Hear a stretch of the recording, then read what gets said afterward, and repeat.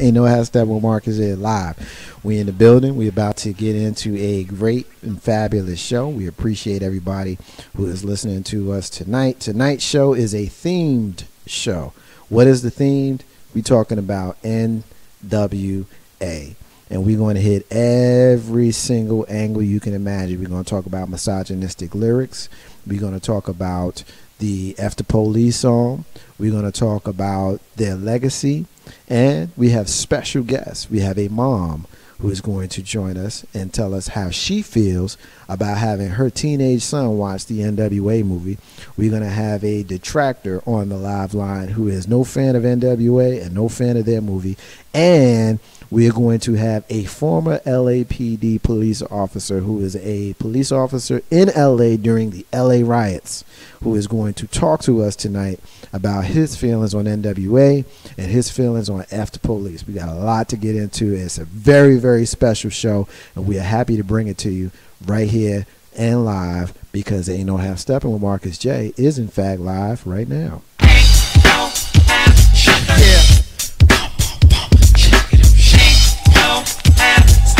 It's about that time. It's about that time to get.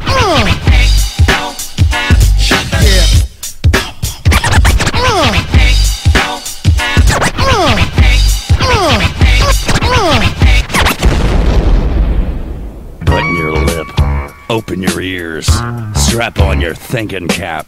Socially conscious talk that's entertaining with a dash of humor and the top sports stories of the week. It's time for Ain't No Half Steppin' with Marcus J.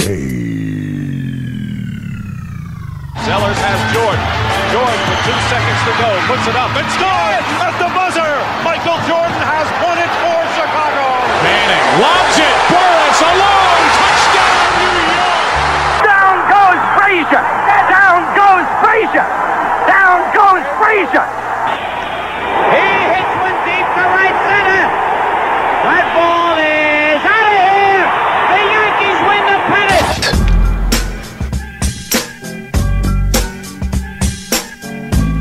If they lying, Hey, you must be half. Pull that J back, Mark. Half. stepping. Ain't no half stepping with Marcus J live from the den of Legacy Internet Radio. Long-time listeners know who the hell that was, and we're going to come back to him momentarily. Ain't no half stepping with Marcus J live from the den. Legacy Internet Radio, sponsored by Live Action Captions, Free Spirit Enterprises, and Joseph Lewis Insurance. We are the flagship show of Legacy Internet Radio, and we thank you for listening to us tonight. Special thank you to those folks that are listening to us right now on TuneIn.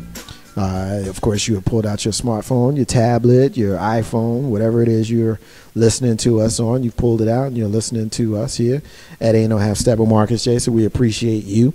Special thank you to those folks listening to us on Streamer. We know Streamer is another smartphone application that you can listen to our show on. So thank you to those folks. And of course, thank you to everyone that's listening to the replays right now on YouTube in podcast form. It's because you guys come and check us out here on Legacy Internet Radio every single week from 7 p.m. Eastern until we finish. That's the reason why we continue doing this show. Of course, you heard this man help me with the intro. I don't know what the hell was wrong. I was coughing with his throat, with his thoke. But you hear him from time to time. When I call him, he comes to hang out with me, and sometimes he just says, "Yo, Mark, I'm coming to hang out with you." And that's what we do because we brothers. One of the founders of Legacy and Net Radio is here with me in the building. You know him from his show, which is currently on hiatus, the Green Room version 2.0 with Jay Grizzy and Lissa P. He is my brother, Jay Grizzy Green. That's me in the place to be.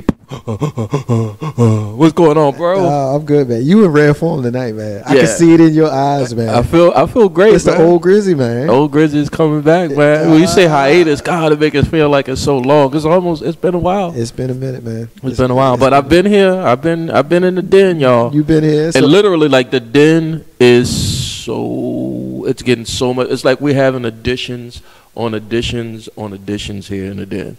You know, Legacy Internet Radio is expanding the legacy universe, so to speak. So I really feel like we're in the den today. For folks who, yeah, of course you can't see, you know, and Steven Sykes will get a camera up in here one day to show everybody how we gets down, and we could put it up on the live broadcast or stream it somewhere. But I'm digging the layout, bro. I'm really digging it. Well, we appreciate it, man. Thank you. Of course, you know, your contributions as well as, you know, First Lady's contribution. Oh, shut up. And everybody else who has been part of the Legacy Internet Radio train since we left the station on March 4th, 2013. You know, everybody has done their part. So I appreciate it. Thank you. You know, again, as I said in past shows, and how I will continue to say, we fearless. So if you got fear, then you can't be down with us. But if you fearless, then, you know, there's a place for you here at Legacy Internet Radio. So we appreciate it. You know what I want to do, Grizz? What, man? I want to introduce the topic of the show. Go ahead. And tonight's show is a first in Ain't No Half Steppin' with Marcus J. Lore. And the reason why it's a first is we're going to do something tonight that we have not done probably ever, certainly in a very long time. You know what that is? What's that? We're going to spend the whole night pretty much on one damn topic. Man, that's beautiful. Yeah. And that's going to be hard for me. You know, I like to go off topic sometimes. Well, so I mean, you know, the thing, but the thing is with this particular topic, there are areas that we can go that are still keeping us on topic while at the same time allowing us to dibble and dabble in other areas. And so stay tuned, because we're going to have our special guest on later on in the show. Miss Tony is going to join us. She is our resident female and mom, who's going to give us her perspective on NWA Straight Outta Compton and her feelings on their misogynistic lyrics. I'm curious to hear what her thoughts Mr. are. LP Steven Sykes is going to join us and share with us why he's no fan of NWA and he's no fan of the movie or their songs. And our brother Dave in LA is going to join us later on in the show when he's finished doing his show, Tando Radio Show, which is on Black Talk Radio Network. He's on there live right now. Right. So don't turn us off to go listen to him, because he's going to be here later on. So I'm plugging him because that's our brother. But he's going to be on later. And he was a police officer in LA during the LA riots, of course, during the heyday of NWA. I didn't and know so that. yes, he was knocking heads. He was a LAPD officer during NWA's heyday. He was giving somebody the business. And so he will have his perspective on F the Police and NWA and their legacy in the movie as well. And far as I could tell, Tony's seen the movie. Mr. LP, Steven Sykes, has seen the movie. Dave in LA has seen the movie. I know this because I had show prep with each of them prior to the show, so they've told me they've seen the movie. I've seen the movie, and everybody I know has seen the movie except for one person, Grizz. Any idea who that one person that's joined us tonight who ain't seen the movie? No. Do you have any idea who that guy is? You know, it has. I think it might have a little bit to do with my background. You know, I found the white people in my family. Is that right? Yeah, man. And so they kept you from going to see the NWA? That part kept me, man. So basically what you're saying is the record that they set, the $56 million that they got, making them the highest grossing R-rated movie in August ever. It was all black people that went to see that movie, huh? It wasn't no white people. Some brave white people had to have went. Some brave white people had to have gone. You know what? Yeah, of course. Okay, let the cat's out the bag. No, I did not go see it this opening weekend. And you know why? Friday, I had other stuff to do. Like, I didn't make. You know what it is. I'm not. To be fair, I have stopped making appointments to the movie theaters. Now, I know you said earlier that fear, you know, we don't do fear here at Legacy Internet Radio, but I ain't gonna lie to you. The rash of theater shootings that have been happening lately, I didn't think anything was gonna go down at the NWA movie. I thought something was gonna go down at another movie at another station, you know, something like that. That kind of played a part in it. And then B, I've stopped getting hype about movie premieres because A, the movies cost too much for a family. For me, a family of, and all my kids are older now, old enough that, you know, they could go see NWA Straight Outta Compton, but that's like $80, man. So me, the wife, 2 kids, 3 kids. It's a lot. So no, I was like, I'm gonna defer, and I ain't gonna lie. I do bootleg sometimes. I do be cutting up under they overhead a little bit.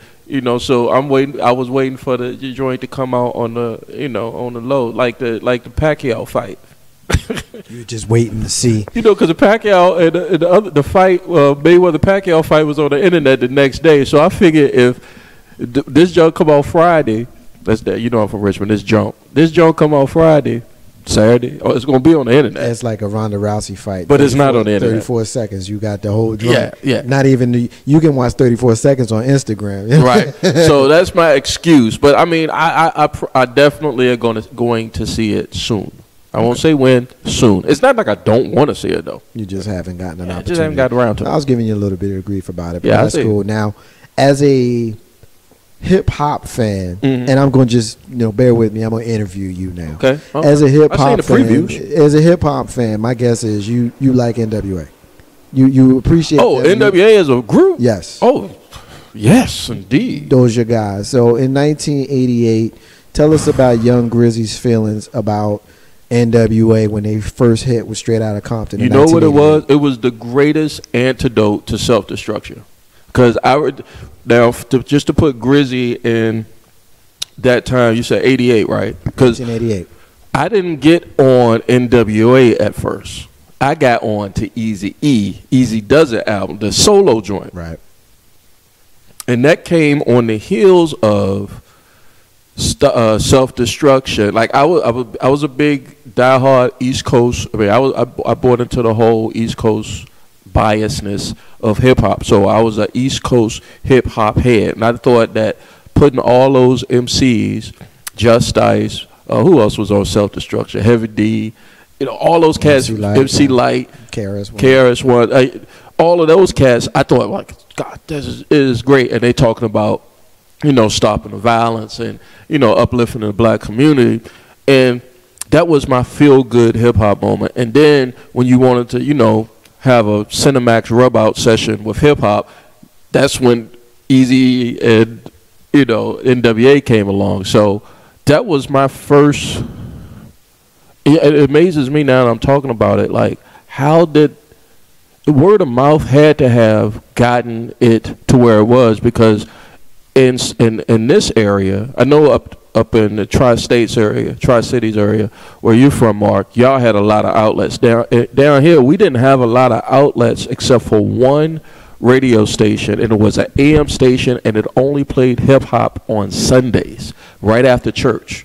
Here, that was 1540. I don't know what they're doing now, but this was in the 80s. So right after church, I get out my church clothes, I throw on 1540 on the boombox, and you hear all the hip-hop. You had hip-hop pretty much all day.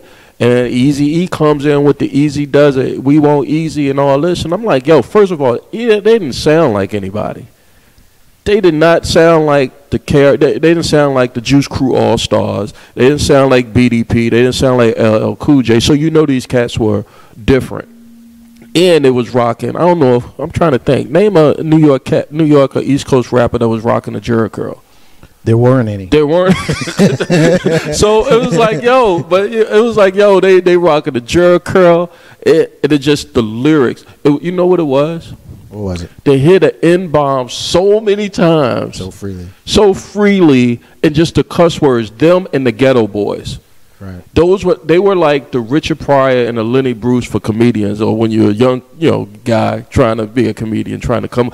It was like the tabooest stuff we could hear. So when we got to hear that here in Central Virginia in Richmond, I was like, yeah, okay, I'm gonna see what this is about. And then of course the albums came and everything, and it just blew up. I mean, it was like nothing you never heard before, and it juxtaposed against, like I said, you had the Stop the Violence movement. I was a part of the Stop the Violence movement. Public Enemy came to Richmond. We did a walk. I was with the National Urban League, and we did a walk to stop the violence. So I was with that whole pro-black, stop the violence in our community stuff. But I'm gonna tell you what, NWA came and they shook that whole genre right on up. Right.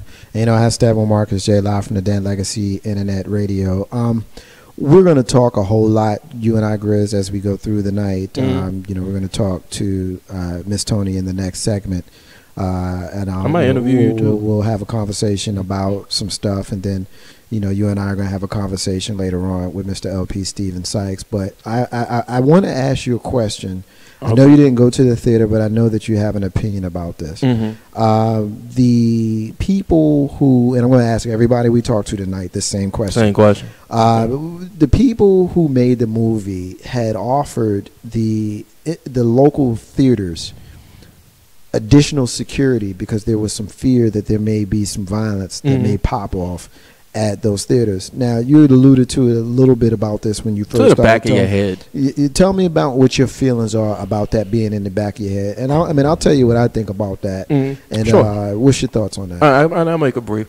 I mean, I think for the studio, I really honestly think they thinking about, because I mean, most movies make the brunt of their money opening weekend. So I think they were thinking about, you know, we need to make this money back first and foremost. So we need to give assurances. That's what I think that was all about. About the violence, I just think we all know who, or it's no secret who has been perpetrating all of this theater shootings and theater security. It has not been young black males, that's for sure. If we had to do the FBI profile, we know it's been young and old Caucasian men that's armed to the teeth that's doing that. So, I mean, I think they had to do it based on, when I say had to issue that security, A, to protect their investment in the movie, and second, because it's in the forefront so much, there's violence in the movie theaters. And I think, I mean, honestly, as parents, you know, I want them to do that. I mean, if I go to the theme park, they have to check my bags, make sure I don't have a bomb. I mean, it's an entertainment venue. If I take my kids to see a movie, whether it's NWA or whether it's Frozen, I want my bag checked. I want them to check it. So let me ask you this: do you have a problem with them searching your bag at every movie theater, or do you think there's a problem with them singling out straight out of Compton? Oh, there's a problem with them singling out.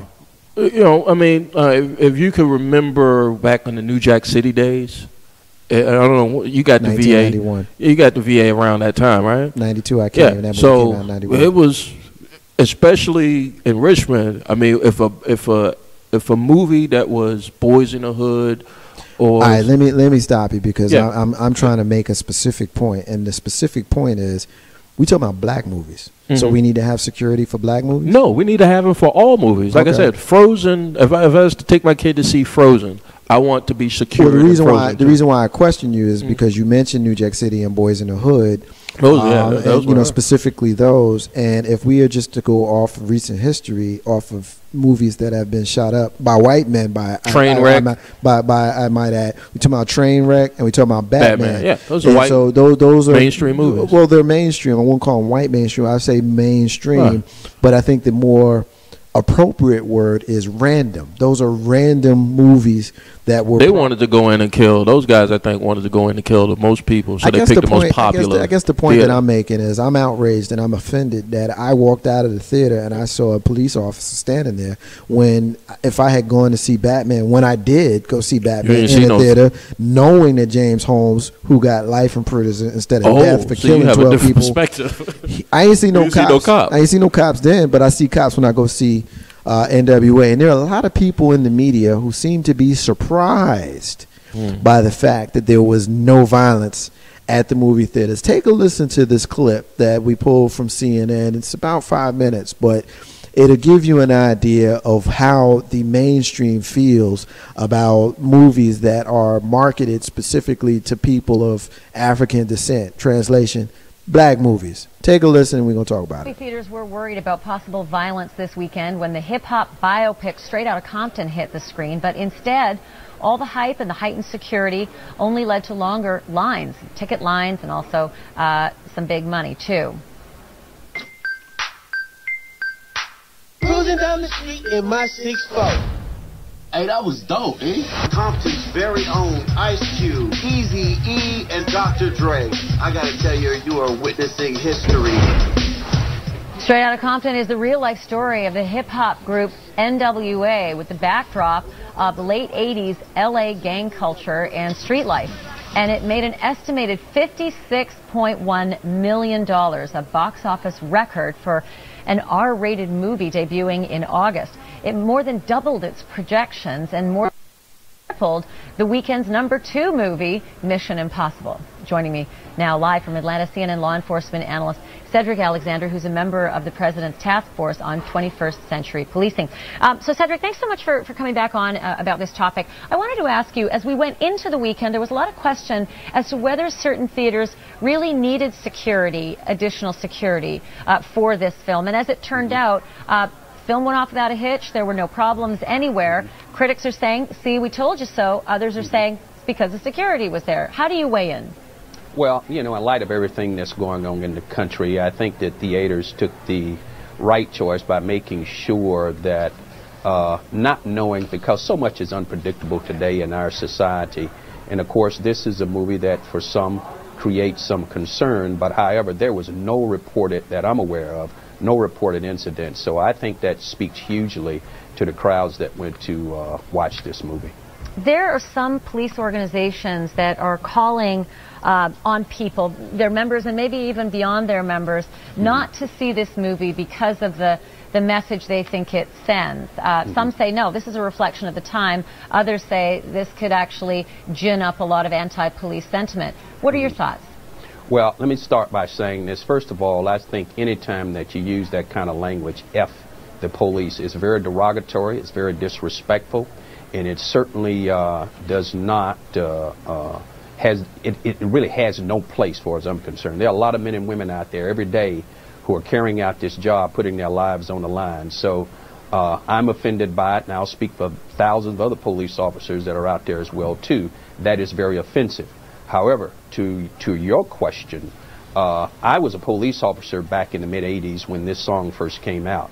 We didn't understand, maybe because of our own youth at that time, the volatility of what that may have projected, particularly during a time in Dade County, Florida, when we were coming up off a great deal of civil unrest around a number of events that had occurred as well, too. But I think a lot actually has been done to build those relationships across this country between police and community, and still a lot has to be done as well, too. But we really have to uphold our police officers, get away from this whole F the police to support the police, and the police as well continue to support their communities. That's where we have to go. We know how we got where we are, but it's about trying to get to the place we still need to get to. And I love that you're looking forward, but I also want to look back, because that's what the movie's doing. It's looking back at some really harsh realities for black people, especially if they were involved in hip-hop culture at the time. And then you tell me, you know, you were a black beat cop back in the 80s, you know, probably pretty young on the job, etc. Did you have a feeling for the dynamic at the time between officers and the black community? Did you feel a strangeness about it, or were you just learning the ropes from the get-go? Well, all of us were rather concerned about the lyric itself, F the police. It was hurtful to us because we knew what we were out there trying to do. Not just black officers, white officers, Hispanic, Asian, men, women.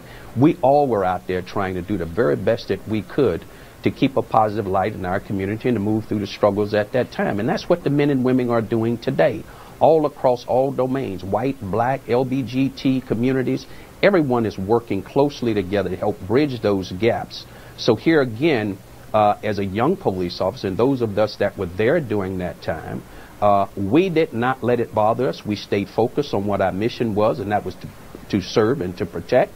And we're going to continue to do that today. But it's important that the American people understand that that type of language towards police is very derogatory, very hurtful, it's very painful, and there's no place for it, because we got to bridge this gap. And that is what's critically important as we move forward into the 21st century. And that's what the whole 21st Century Task Force was about, moving and progressing policing, progressing our communities as well. I think back to Gloria Steinem and the bra burning movements and the voice that was heard by doing something really incendiary, pardon the pun, but burning bras got women's issues heard for the first time. And when you look back at the issues that black men were facing, mostly black men were facing on the street, was there any other way to get heard than to do something that was as, as unpleasant as something like F the Police? Well, I had an opportunity to watch the movie over the weekend. It's really more of a history of NWA than it is anything else, how they started and to be where they are today. So when those young men who lived that experience out in LA County at that time, that was probably their only way of projecting what their anger is. However, the flip side of that, we cannot paint with a broad brush that all police are bad, because they're not. Many, 99.9%, and some people will object to it, are out there doing the right thing every day. And those are the police officers we have to hold up. So yes, I understand what they experienced, and we understand what this country is going through today, but the way that we're going to move forward is what's important, to move away from this F the police to support the police and the police support community as well too. That's where we got to be, Ashley, today. I love having you on. Invitation every day. Thank you for having me. Cedric Alexander, have a great day. Ain't no half stepping with Marcus J. live from the Den. Legacy Internet Radio. Now, y'all heard those folks almost sound as if they were surprised that nothing popped off in the movie theaters. First of all, I want to give some love and some shout outs to my brother Hakeem. What's up, Hakeem? Hakeem is listening to us in Jersey City. Much love to this brother. He's saying what up to the crew. 502 baby, all day, every day. That's a special shout out to our brother K-Dub.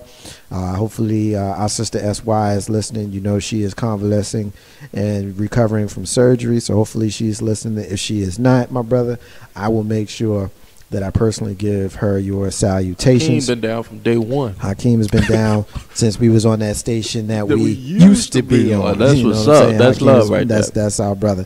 Hakeem and I had been having kind of an ongoing debate with regards to NWA and the movie and the police presence in the movie theaters, and he's letting me know some figures that are kind of won't get too much because of time constraints, Hakeem, what you and I were really talking about. But the short version is Hakeem has given me a couple of numbers as far as the demographics of the people who went to see the movie. I'm curious. 46% of them was black, 23% was white, and then I guess the rest were other. And just the short version of our conversation, we were discussing the police presence and why they were there and what may pop off and that sort of thing. So now that you've had an opportunity, Grizz, to hear this discussion on the Clown News, CNN, you can tell me your perspective on what you heard. The fact that the media plays a part of the liberal big media does, but to have CNN have a love fest with a black cop, like he sounded like, I don't know. First of all, I just look at black cops. Not to say that all black cops are bad cops. I'm trying to bite off of KRS-One, but sometimes, the main ones that look at black police officers with the side eye are black people, and I'm gonna tell you why. Because usually it wasn't in my hood coming up. It wasn't usually the white copper. What was the white copper on Sanford and Sunday? Hobby. Yeah, it was a Hobby. It was Smitty Wild. It was Smitty coming through.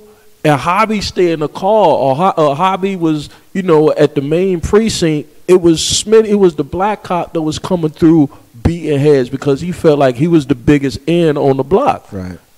So anytime when they be putting up, I don't want to call them toms or whatever, but because I understand what as a copper these days is the equivalent to, I probably make as much as a copper do.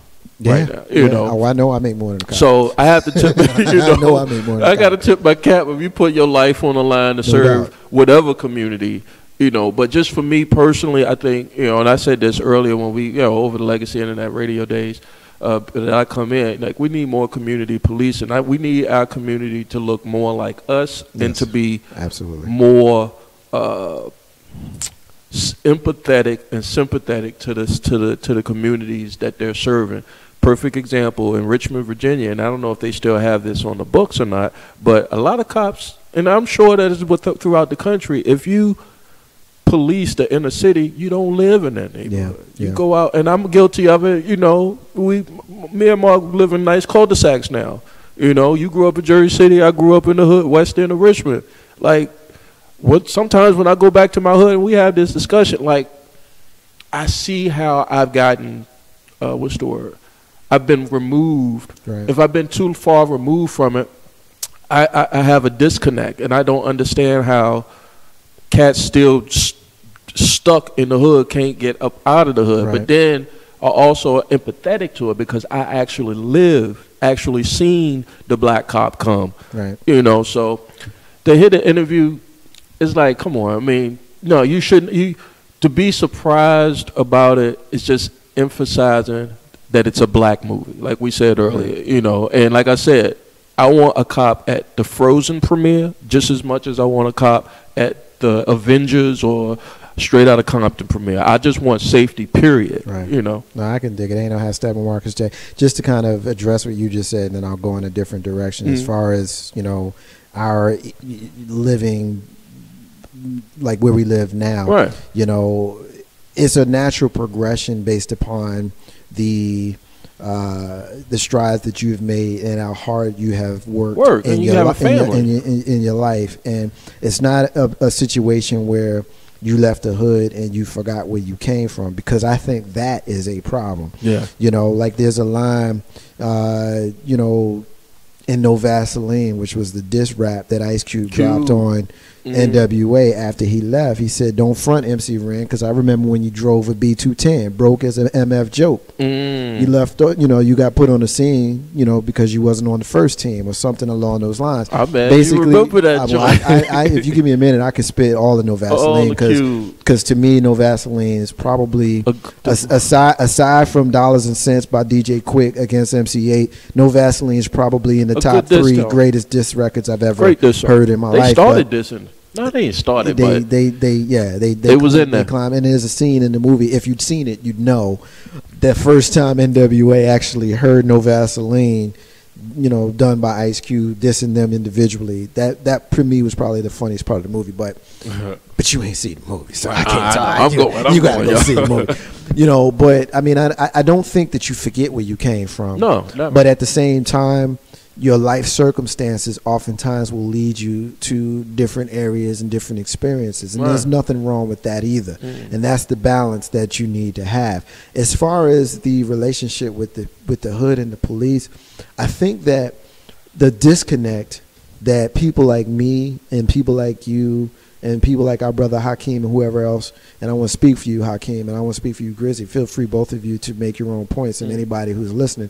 I need to get the phone number because I haven't given it out. It's 804-402-2893. That's the number to call if you want to be down with us, you want to get into this discussion. But I think the disconnect is oftentimes we are looked upon as the ones that are going to do wrong. That's why you get special security at Straight Outta Compton, but you don't get special security at the Avengers or Frozen or even Batman for that matter. And that's kind of the discussion that Hakeem and I were having. Is where you lose me is that you specifically sent police for this movie that was about young black guys who said F the police, about young black guys, that is marketed for people who look like them. That's where you lose me. If I am to be of the opinion that every single person needs to be treated the way they treat you, then I will demand the exact same thing. For example, I personally know for a fact that all police are not bad. I know that for a fact because I've had experiences with good police, and I've had experiences with some jackass cops. I've had some good experiences with some good white people, and I've had some experiences with some racist assholes. And I've had some good experiences with some really good down for it brothers and sisters, and I've had some experiences with some coon ass brothers. For real. We talked about it earlier. And we know who they are. Right. Some of us know them personally. And so that's my problem. If you're going to live in a land that says that everybody gets treated equally, then you need to practice what you preach. And if you're not willing to practice what you preach, then get out my face with that crap. Yeah, for real. I don't want to hear it. If you're not sending extra cops for the Avenger, then I don't want to see him straight out of Compton. Right. Period. Save the drama for your mama, so to speak, because really fake. It's like fakeness, you know. And I think what the CNN clip did, all it showed was the fakeness, and he was offended. His feelings was hurt. His feelings was hurt because Ice Cube's experience showed him that every interaction he had with a police officer was not a good one, even though he was a good kid. And I could tell you about experiences that I've had with police officers as a young person that wasn't good, that shaped my young Marcus J. opinion of the police officers. You know what I mean? But you know what, Mark, and I'm glad you brought that up. I don't know why it seems like the police or the police unions are never held accountable in a substantial way. I'm trying to think of an example. I mean, if I got to try to think about how police and police unions are held accountable, then that's a problem in and of itself. Because not until recently, this is not new. This is what the relationship between people of color and the police. Just because it's 2015 or the Obama years or whatever, it is not new. It's not new to me. But still, what still stays the same is nobody takes the fall. Nobody as a whole has taken a fall, even though we people of color get painted with the broad brush, i.e. the movie theater situation, or i.e. hoodies, or i.e. big black kid that want a bag of whatever from the grocery store. Like, we all get held accountable for who, what, and how we are, but nobody holds accountable the people that are supposed to be protecting. And that's the stuff, that's that double standard that pees me off. Yeah. It's like, if a copper does something wrong, it's wrong. It doesn't matter what if a child is dead. A lot of times, I think about the Cincinnati situation now, because why was a body cam? Why do we have to go to body cameras to hold police accountable? Well, imagine if you didn't have that body camera. I mean, I know, but the Arizona situation in Staten Island showed us that even having a camera sometimes doesn't matter. You can see it go down in front of you, and that's still not enough. And I need people who are not affected by this kind of stuff to tell me why you think I'm wrong for being angry. I am an angry black man, and I have no shame. He has no shame. I have no shame. I'm medium If you angry. in your feelings about me being an angry black man, that is a you problem. Right. And I get so sick and tired of black people cooning for white folk, afraid to say that you mad. Because it's okay to be mad. It's okay to be mad. I think I'm gonna answer that for you, because like I said, I've been. We got a caller? No, we don't have a caller, but I do have a shout out. Okay. Your man Hakeem is listening, and he's giving you love, Grizz. He said you dropping it right now, so I just stopped you to give you some love. So don't mess it up. Yeah, I'll try not to mess it up. I appreciate it, Hop. Look, like, again, I go back to the accountability point. Is that's what upsets me the most. It's not even to see the coppers walk, because usually when we see the coppers walk, that's because we have over the years are used to the powers that be pulling strings or doing whatever to get somebody off. But now that we're in the age of cell phone technology and camera phones and everything like that, we still having a debate about the relationship between the police and the people they're supposed to serve and protect. It doesn't feel like, look, Mark, when I see a police in my rearview mirror, I don't get to serve and protect kind of feelings over my body. You get nervous. You start thinking about all the stuff that you potentially could have did wrong, even though you're not dirty. Yeah. Right. And so what the opponents of our point of view will say is, well, why are you nervous? You don't have no right. You should be feeling, okay, I have felt normal, or tried to feel as normal as possible, and still I feel like I'm being accosted by the police. Yep. And so to the policeman that was in the CNN interview, and for all the police, and I had these conversations, like you said, I know policemen, good and bad. I play poker with them, get drunk with them, And they are regular, everyday human beings that there's some crazy ones and there's some regular, everyday ones that just want to go home to their family. You know, so I understand if I was to put myself in a situation, I'd have had a bad day. If you look at me crooked, I don't care what you look like. I might go off on you a little bit. So I understand all that, but if you're going to be, those are one of those things like teachers, policemen, teachers, doctors already got that. But people that serve the community, we should be holding those things at a higher regard, a high level. We should be putting more focus, more energy, and economics, monies behind that, because teachers are here to, and you know, I got my cousin is a principal, you know, and I don't know how much she make and whatever she do, but I know there's a lot of other people. Everybody know it's not a secret. Teachers don't make that much money. But she day in and day out, while you are doing your 8 hours or your 40 hours a week, is helping mold and shape your child. But they're not paid commensurate with that. Or use a perfect example when it comes to my property rights and property laws and, you know, rules and regulations of the world. A cop can go out here and risk his life every day. He could get when a legit bad guy is out here trying to kill him, and he's worried about going home to his wife and kids, but he's sitting there slaving over a hot stove, you know, for like minimum wage just about, you know what I'm saying?